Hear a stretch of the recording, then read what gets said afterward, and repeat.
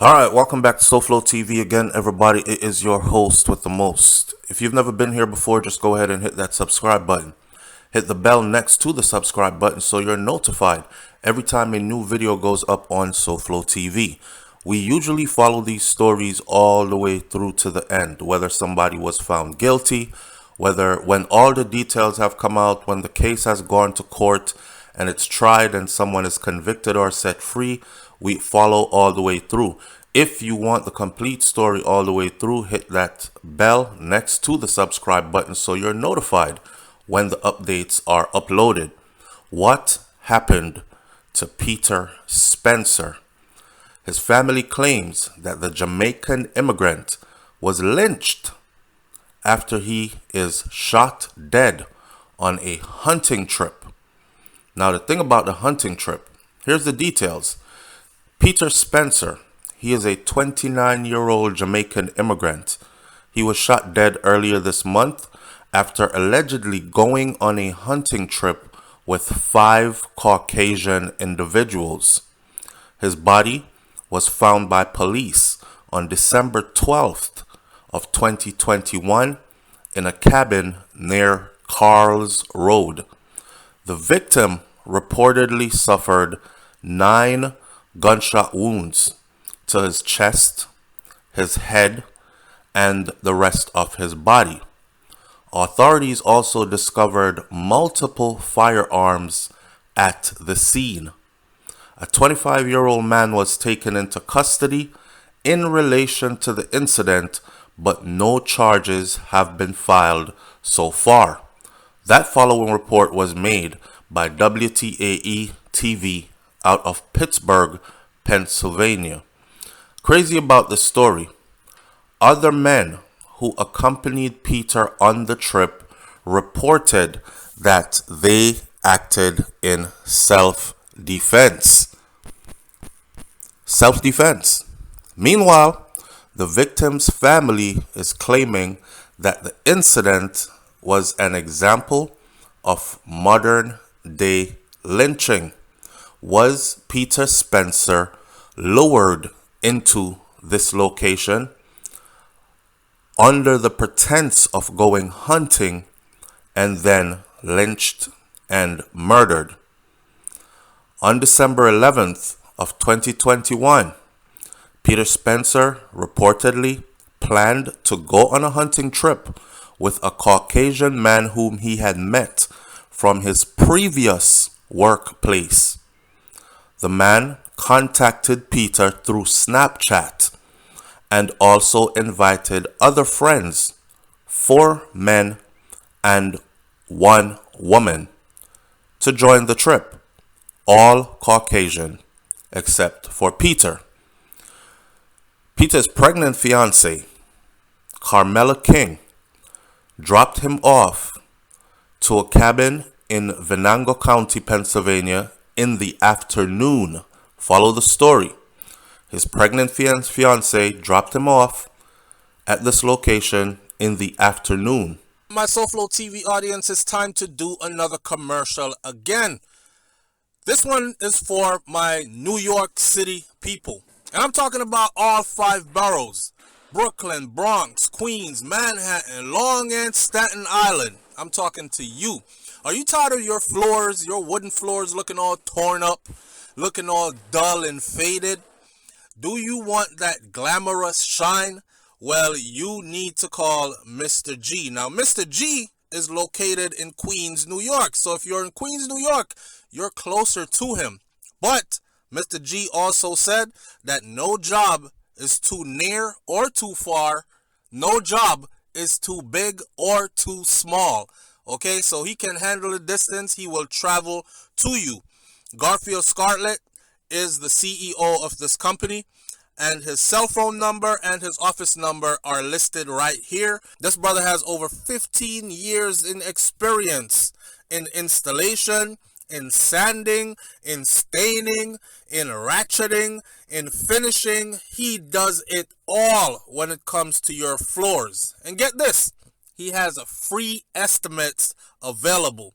So call Mr. G right now and get your floors right right now and tell them SouFLoTV sent you. Back to our scheduled program. It was 2 something in the afternoon. We'll get to the specifics in a minute. Shortly after she dropped them off, she said she received a message from Peter saying that he would spend the night at the cabin. They had made deal before that Peter was going to go hunting and she would pick him up later, not spend the night. But as soon as she dropped him off, she received a message saying he would spend the night. On December 12th of 2021, Pennsylvania State Police received a dispatch call from the cabin around 2:30 a.m. in the morning. Authorities arrived at the venue and found Peter dead at the scene with 9 gunshot wounds. The shocking incident left Peter's family completely devastated. On his GoFundMe page, his sister, Talila Spencer, deemed the ordeal as a hate crime, and she said that her brother was lynched. In her quote-unquote words as they were typed, he had 9 gunshot wounds, some to his head and the rest of his body. Here's what I do know. This is a hate crime. Peter was murdered in Rockland Township, Pennsylvania, in a backwater rural town where he was completely vulnerable and cut off from everything and everyone. He was slaughtered and killed in what I consider an act of modern day lynching, end quote, as his sister wrote on her GoFundMe set up for Peter. The Black Political Empowerment Project, or the BPEP or BPEP, also demanded better investigation into the tragic shooting. BPEP CEO Tim Stevens further elaborated on the incident while he was speaking to the news station, and he said, quote, "I found this story beyond tragic. We decided that we needed to send a letter to some of the key members that be in Pennsylvania. We are talking 6 bullets into the chest, 2 into the buttocks, and 1, we have a different opinion, either through the mouth or from the back of the neck out of the mouth," end quote. Although the man was taken into custody, no official charges have been filed against any suspect. Peter Spencer's family members also claim that no details about the incident or investigation have been provided to them by the Franklin State Troopers so far. In the wake of Peter's tragic demise, his family organized 2 GoFundMe campaigns to fund his funeral expenses and legal expenses. The fundraisers have already received about $12,000 or so combined in donations at the time of this printing, might have more now. In the fundraiser, Peter's sister described him as a friendly and outgoing person and also claimed that her brother was murdered in cold blood. The situation caused significant outrage on social media, and several people came together seeking justice for Peter's fatal shooting. One person said, "A black man has been lynched this year. Say his name, Peter Spencer." Another person says, "Do not ignore this. A black man has been lynched this year. Say his name, Peter Spencer." Here's some information and insight. Okay, on December 11th, Peter Bernardo Spencer was invited through Snapchat to a co-worker/friend's cabin in rural Venango County, Pennsylvania, near Grove City. He was the only indigenous melanated individual there, and was the only individual who ended up dead. Here's what we know. Peter and his pregnant fiancée had agreed that she was to pick him up that same evening after she had dropped him off at 2:30 p.m. Here's a timeline. Immediately after she drove away, she received a text saying that he was going to stay the night at the cabin, which is out of character for Peter to stay the night anywhere, according to her. His text message was out of character. When she called him, he never answered, because if you and your hubby made an agreement in the vehicle up to the point he exited the vehicle, and within 5-10 minutes of dropping him off as you're driving away, you're getting a text that says he's spending the night, and he's not the type to spend the night anywhere, first thing most women would do was call. Why are you spending the night? I thought we agreed that I was coming back to pick you up in a few hours. So she called. And when she called, his phone went unanswered. He never answered. See, she proceeded to leave anyways. His mother called again around 6 p.m. And his mother's calls to his phone went to voicemail, straight to voicemail. The gentleman who shot him claimed that they were intimidated. Y'all listening, right? The gentleman who shot him claims that they were intimidated by Pete and that they had to shoot him in self-defense. Some preliminary autopsy reports shows that he was shot 9 times, twice in the buttocks, 6 times in the torso, and 1 directly in the mouth.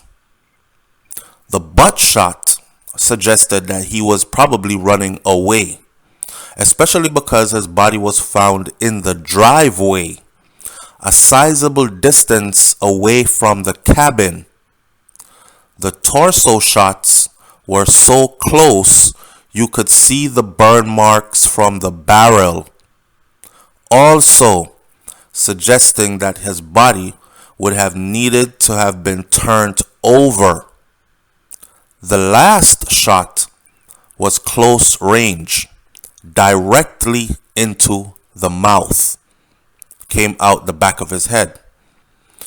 They won't release the ballistic report, but the coroner kept saying they're suggesting that there was multiple bullets from multiple guns. They opened fire on Peter because they were intimidated. Around 2:30 a.m., police claim a dispatch call came saying that a shooting had occurred during an altercation. A state trooper came to Peter's house around 6 a.m. to tell his mom that he had been shot and killed. The cabin was about 2 hours away, so his pregnant fiancée did not get back up there to the cabin until about 9 a.m. that morning. The state trooper informed her that the police and the forensic team had just gotten there at 9 a.m. How is that self-defense if the person is running away? How are you so intimidated that you felt comfortable getting up close range to put a barrel to his chest and directly into his mouth? Would you shoot someone in the mouth in self-defense? Would you require multiple people shooting at someone who is just intimidating? The suspect also invited him to a cabin through Snapchat, which is a messaging service where text messages often disappear after 24 hours.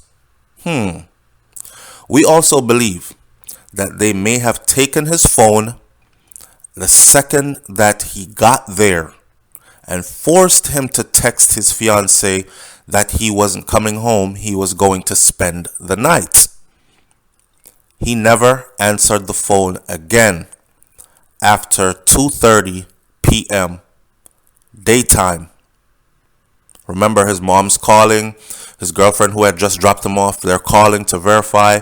Pete, why are you spending the night? You just said you weren't going to spend the night. You said, or you just said that, drop you off and I'll pick you back up in a couple of hours. So why are you now saying that you're spending the night, right? This information comes from the official page from Venango County.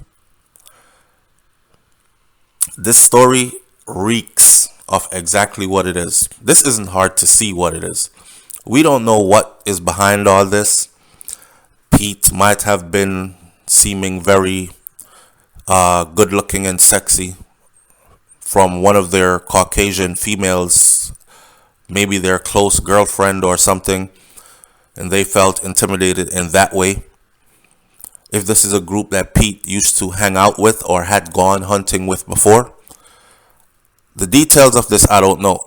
I hope that his family would reach out to me. I would give them this platform so they can say their piece, right? But his sister has said enough, and it seems exactly what it is. A modern day lynching for sure. For sure. The police was called and the police was told that at 2:30 a.m., remember, his pregnant fiancée dropped him off mid-afternoon, 2:30 p.m. Immediately after is when she got the message saying he's spending the night, which was contrary to what they had agreed on right up to the point that she had just dropped him off. Suspicious. Very suspicious. So the theory that his phone was taken and they probably sent the message through his phone to his girlfriend, or they forced him at gunpoint to send that message that he was spending the night and then killed him shortly after, could very well be so. If that is the case, then of course we're looking at premeditated first-degree murder. We're not looking at a shooting that happened during an altercation. He had just gotten there. They had no beefs, no prior beefs with each other that is known of. And why would you have beef with someone and then go on a hunting trip with them in a rural area where you're far away from everyone and everything? So on Wednesday, December 29th, 2021, Pennsylvania State Police mentioned that they are awaiting further autopsy results, toxicology reports, ballistic reports, and lab results for further investigation. Authorities also confirmed that they are actively investigating the incident and providing updates to the district attorney's office. The police are also working with the department's Heritage Affairs team, which partly deals with hate or bias-related crimes. That is all that is out there so far on this. Officials are asking the public to remain patient, and they assure them that this case will be properly reviewed after the completion of the investigation. I don't know if you're paying attention to the news, and I don't know if you remember Ahmaud Arbery, the young black man who went jogging in his neighborhood and then he was lynched because we saw it on video. They chased him down by vehicle, then on foot, wrestled with him in the street, surrounded him like they were rounding up a hog, a wild hog on a hunting trip. Fast forward to today, and those 3 men have been found guilty. 2 have been given life without the possibility of parole, which means they will spend the rest of their life in prison. They will die there. And the 3rd one was given life in prison with the possibility off parole. I believe the one that was given life with the possibility is the one who videotaped everything. Without his videotape, this probably would have been a case where they claimed he was breaking into a house and running away, and then they will claim that he fought them and they were forced to discharge their weapons, and they would have walked away from this free man. In trial, that same Caucasian man said he felt guilty. He felt the need to turn over the tape, and he did, and it went viral on social media. Everybody saw it, and it also was the instrumental piece in sealing their conviction. Now, if you remember all that clearly, you also remember that when they first shot Ahmaud Arbery, no one was arrested for quite some time. And then the Black Lives Matter movement started marching on the town, and people from everywhere were converging upon that town to gather in numbers to peacefully protest, to ask for justice, for the law to step in, for somebody to be arrested. And then the arrest took place, then trial took place, then their convictions came. A lot of the times we see these cases and we already know, oh, they're white, they're going to walk. Listen to their excuse. They were intimidated. You know, let me close this video with this. I got out of the U.S. Army solely based on one person. It was a clearly racist new first sergeant that had taken over my company that I had already been to combat with. And when he came, I observed him very well.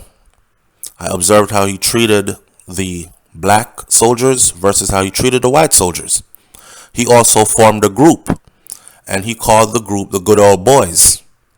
He was from West Virginia and very proud of it. He walked around with the UCMJ, Uniform Code of Military Justice book, under his armpit, and said that his job was to fuck up soldiers' careers and throw them out of the army. When he said that, he was looking directly at the only little group of black soldiers, to include myself. Message well received. I decided I was not going to go to combat with this guy because I would be putting myself in a situation similar to what Peter Spencer had placed himself in. Going to a remote location with these people. Guns are there. It's a hunting trip. Shooting is expected to happen on a hunting trip. It's the same thing as going into combat with somebody who has racist ideologies and could easily take your life in some remote location, as we were on our way to Iraq as a combat team, infantry, on a deployment. So I decided I was not going to go with this guy, with this company, because he could very well take my life while out there and make up some excuse that I was killed by the enemy. I remember this man telling me to turn around, put my face in the corner. Weird rules that came out of nowhere. And it was the first time I actually stood up to someone of such high ranking. And I said, I'm not going to do that, First Sergeant. And I heard, shut the fuck up. I said, I'm not going to shut the fuck up either. I'm going to speak. I will not allow you to have me place my face in the corner as a child. But I will stand at parade rest when I'm addressing you, because I don't want your scary ass telling higher up that my hands were flaring all over the place and you thought I was going to hit you and I was intimidating you. And after that, I got my papers to leave the military. Yes, I left with all my benefits and more. And I also left with an honorable discharge, but I saw that coming from a mile away. Apparently, Peter Spencer did not see it. Pete is obviously, looks like he probably carries the ideology of Rasta. Rastafarians believe in this one love thing. They don't see skin color, they just see spirit, and people are people. Well, some of them. At a large scale, if you're a Bob Marley type of Rasta, then that's your ideology, right? There's no wickedness. They're good people, whoever they are. If they're good to me, they're good. And Peter probably went into this lovingly as someone who met some new people and was about to experience some new things in life. He just left Jamaica. According to papers that I've seen, he left Jamaica in 2013. I've been here in the US since I was a child. So I probably know better how to see it than Peter does. The first place I experienced true racism was in the United States of America after migrating here back then. Peter only came here in 2013. Very different times, but still, the same things exist. If you ask my opinion, I will also wait for the law to do their duties. Looking at the Ahmaud Arbery case now, they might move slow, but I think justice will be served. But I won't be surprised if it isn't. Leave your comments in the comment section below. Let's talk about this case. And I'll catch you on the next video. It's SouFLoTV, and don't forget to hit that subscribe button and hit the bell next to the subscribe button so you're notified when we do the updates and follow-ups to these stories. I'm out. Peace. This one is for my New York City people. And I'm talking about all 5 boroughs. Brooklyn, Bronx, Queens, Manhattan, Long and Staten Island. I'm talking to you. Are you tired of your floors, your wooden floors looking all torn up, looking all dull and faded? Do you want that glamorous shine? Well, you need to call Mr. G. Now, Mr. G is located in Queens, New York. So if you're in Queens, New York, you're closer to him. But Mr. G also said that no job is too near or too far. No job is too big or too small. Okay, so he can handle the distance. He will travel to you. Garfield Scarlett is the CEO of this company, and his cell phone number and his office number are listed right here. This brother has over 15 years in experience in installation, in sanding, in staining, in ratcheting, in finishing. He does it all when it comes to your floors. And get this, he has a free estimates available. So call Mr. G right now and get your floors right now, and tell him SouFLoTV sent you.